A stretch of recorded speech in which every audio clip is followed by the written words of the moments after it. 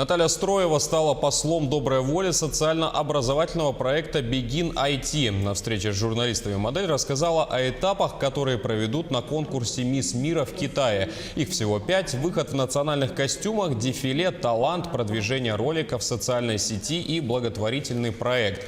Наталья будет послом проекта, который направлен на выявление способных детей из школ-интернатов, малообеспеченных, многодетных семей и профориентации в сферу новых технологий. О деталях национального костюма и атрибутики якутского танца она решила умолчать, тем самым сохранив интригу.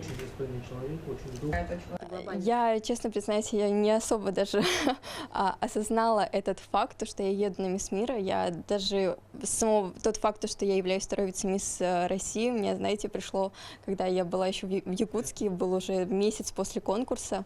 Я еду в автобусе и понимаю, что я же вторая вице-мисс России, что я делаю в автобусе? Да, это было именно так.